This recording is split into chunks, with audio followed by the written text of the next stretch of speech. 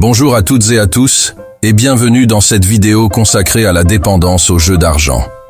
Aujourd'hui, nous allons explorer ensemble les raisons pour lesquelles tant de personnes se retrouvent piégées dans ce cycle dangereux, ainsi que les moyens d'en sortir. Les jeux d'argent sont omniprésents dans notre société contemporaine. Qu'il s'agisse du loto, des casinos ou des paris sportifs, ces activités entretiennent l'illusion d'une richesse facile et d'un ascenseur social fulgurant. Pourtant, un nombre non négligeable d'individus se retrouvent piégés dans un cycle de dépendance, risquant des sommes d'argent qui dépassent leurs moyens, voire détruisant leur vie personnelle. Pour comprendre les dynamiques sous-jacentes à cette dépendance, il est essentiel d'analyser les mécanismes psychologiques et neurologiques qui captivent les joueurs et les maintiennent dans ce cycle compulsif. Le jeu active les centres de récompense du cerveau. Il agit principalement sur ces centres, impliquant la libération de neurotransmetteurs tels que la dopamine. Chaque gain, même infime, déclenche une libération de dopamine associée au plaisir et à la gratification. Cet effet est renforcé par la sensation d'anticipation qui accompagne l'acte de jouer, indépendamment de la probabilité de perte. Même en cas de perte, l'attente du gain futur continue de stimuler la production de dopamine. Ce phénomène de renforcement dopaminergique mène à un état d'addiction, où le joueur devient dépendant non seulement du résultat, mais également de l'excitation générée par le processus de jeu lui-même. Ce conditionnement est comparable aux réponses observées dans les études de laboratoire sur le renforcement intermittent, rendant l'expérience ludique particulièrement difficile à abandonner. Les différents types de jeux exploitent des biais cognitifs particuliers. Les machines à sous exploitent un schéma de renforcement variable, où les gains sont imprévisibles.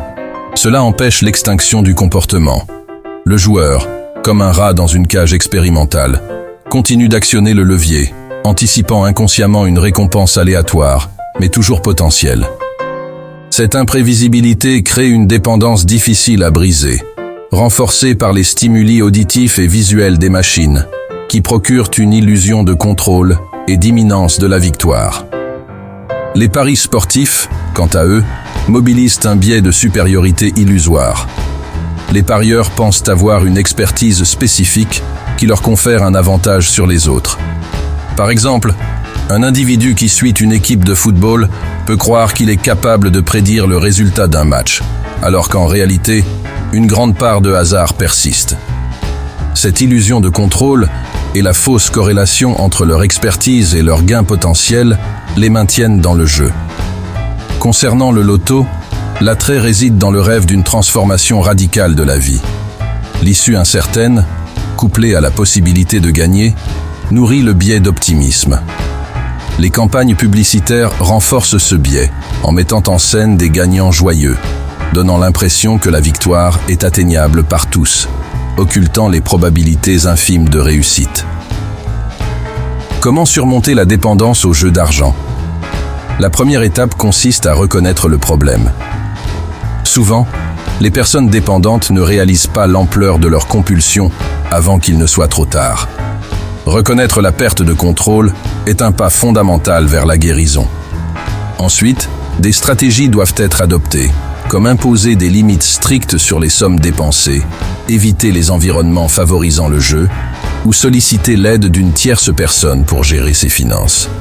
Les thérapies cognitivo-comportementales, TCC, sont également essentielles. Elles permettent aux individus de déconstruire les schémas de pensée irrationnels et de les remplacer par des réflexions plus objectives. Par exemple, reconnaître que « continuer à jouer ne me permettra pas de récupérer mes pertes » est une étape essentielle pour contrer l'illusion persistante de compensation. La restructuration cognitive aide ainsi à modifier la perception des pertes et des gains, ce qui est essentiel pour sortir de la spirale de dépendance. Réintroduire des activités gratifiantes dans la vie du joueur est aussi primordial. Les loisirs créatifs, l'engagement social, le sport ou d'autres activités intrinsèquement satisfaisantes peuvent contribuer à rétablir un équilibre émotionnel. La réactivation d'autres circuits de récompense dans le cerveau aide à diminuer la dépendance à l'excitation procurée par les jeux d'argent. En conclusion, la dépendance aux jeux d'argent est une pathologie complexe, résultant d'interactions entre les mécanismes neurologiques et les biais cognitifs, exploitant les vulnérabilités psychologiques humaines. Toutefois, il est possible de rompre ce cercle vicieux par une prise de conscience rigoureuse, un soutien psychothérapeutique et des stratégies comportementales adaptées. Comprendre que les jeux sont systématiquement conçus pour favoriser la perte est une vérité difficile à accepter, mais nécessaire pour retrouver une vie équilibrée et pleine de sens. Chers amis, je vous invite à vous abonner dès maintenant à cette chaîne. Vous y découvrirez de nombreuses vidéos, toujours bienveillantes et riches d'humanité. À très bientôt.